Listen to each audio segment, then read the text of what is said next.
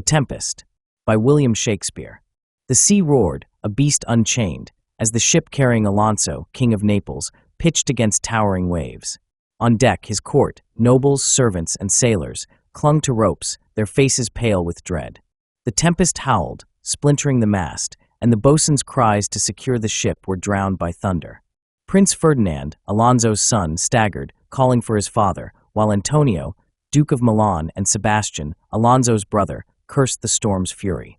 Gonzalo, an honest old counselor, urged calm, but the ship groaned, splitting apart. With a final cry, the crew and passengers plunged into the churning sea. Miles away, on a lush, unnamed island, Prospero stood on a cliff, his eyes fierce with purpose. His magical cloak shimmered as he raised his staff, commanding the storm.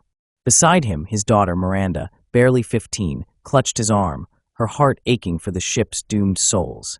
"Oh, the cry did knock against my very heart," she wept, begging him to still the tempest. Prospero, once Duke of Milan, now master of this wild isle, softened at her plea. "Be collected," he said, lowering his staff. The storm began to calm. "No harm is done. I have done nothing but in care of thee." He led Miranda to their cave, a humble shelter carved from rock, and sat her down to reveal a tale she'd never fully heard. 12 years ago, Prospero ruled Milan, a scholar devoted to his books and magic. His brother, Antonio, envious of his power, conspired with Alonso to usurp him.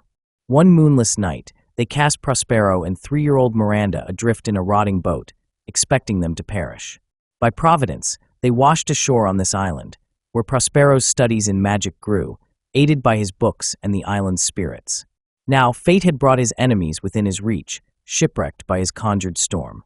Miranda, wide-eyed, listened as Prospero explained his plan. The ship's survivors were scattered across the island, unharmed but divided, under his control.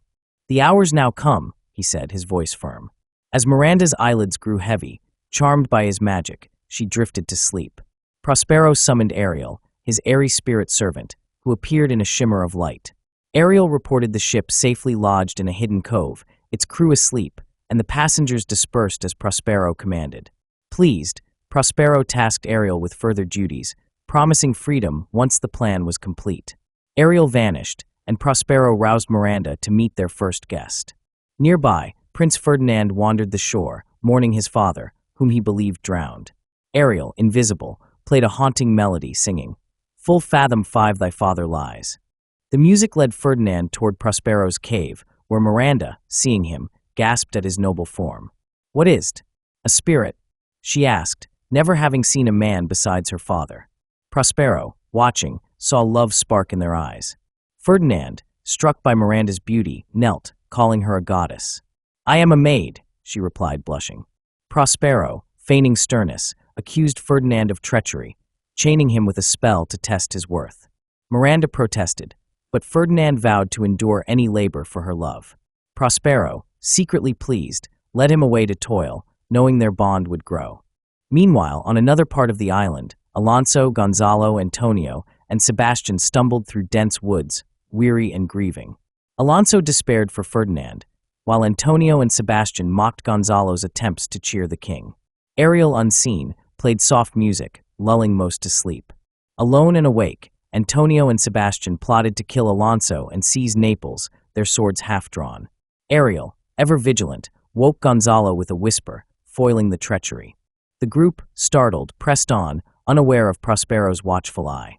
Elsewhere, Caliban, the island's native, trudged under a load of wood, cursing Prospero, who had taken his island and enslaved him. Once Caliban's mother, the witch Sycorax, ruled here, but Prospero's magic overpowered him. As Caliban muttered, Stefano, Alonso's drunken butler, staggered into view, clutching a bottle of wine salvaged from the wreck. Trinculo, the king's jester, followed, cowering from imagined spirits. Caliban, awed by Stefano's liquor, hailed him as a god, offering to serve him. The trio, drunk, foolish, and ambitious, plotted to kill Prospero and rule the island, with Stefano dreaming of Miranda as his queen. Ariel, overhearing, resolved to lead them astray. Back at the cave, Prospero watched his plans unfold. Ariel reported the noble's distress, the conspirators' schemes, and Ferdinand's devotion. Prospero, satisfied, released Ferdinand, blessing his union with Miranda. To celebrate, He summoned spirits to perform a masque, a vision of goddesses blessing the couple with prosperity.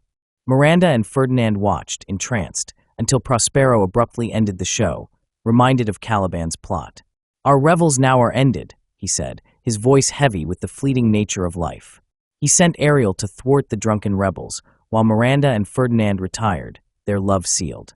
Ariel, swift as thought, lured Stefano, Trinculo, and Caliban into a swamp with enchanted music. The trio, muddy and bickering, emerged to find a pile of glittering clothes left by Prospero. Stefano and Trinculo, distracted, dressed in the finery, while Caliban urged them to focus on murder. Ariel summoned spirit hounds, chasing the would-be killers through thorns and mire, leaving them howling in pain. Prospero, now ready to confront his enemies, gathered Alonso's party before his cave. Ariel, disguised as a harpy, appeared in a clap of thunder, accusing Alonso, Antonio, and Sebastian of their crimes against Prospero. "The powers, delaying, not forgetting, have incensed the seas and shores," Ariel intoned, vanishing as the nobles cowered. Alonso, racked with guilt, wandered off, seeking death, while Antonio and Sebastian ranted against unseen foes. Gonzalo followed, desperate to save his king. In his final act, Prospero assembled all on the island. He revealed himself to Alonso, who, overjoyed to find Ferdinand alive, begged forgiveness for his past wrongs.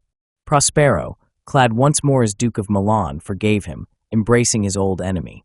Antonio, silent, offered no apology, but Prospero reclaimed his dukedom, sparing his brother punishment. Sebastian, chastened, joined the reconciliation. Gonzalo wept, praising the reunion of father and son, duke and daughter. Prospero turned to Caliban, Stefano, and Trinculo, who stumbled in, battered and ridiculous in their stolen clothes. Caliban, seeing Prospero's power, vowed to seek grace, while Stefano and Trinculo slunk back to their places among the crew. Prospero acknowledged Caliban as his own, a reflection of the island's wild heart. As the group prepared to sail for Naples, Prospero freed Ariel, who vanished with a joyful song. Alone, Prospero addressed the air, renouncing his magic. "I'll break my staff, bury it certain fathoms in the earth, and deeper than did ever plummet sound, I'll drown my book."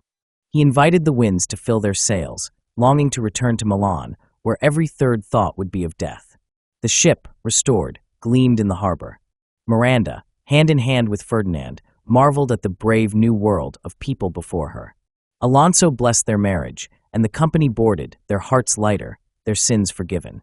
As the island faded into the horizon, Prospero stood at the helm, his eyes on the sea, ready to reclaim his dukedom and face the mortal life ahead.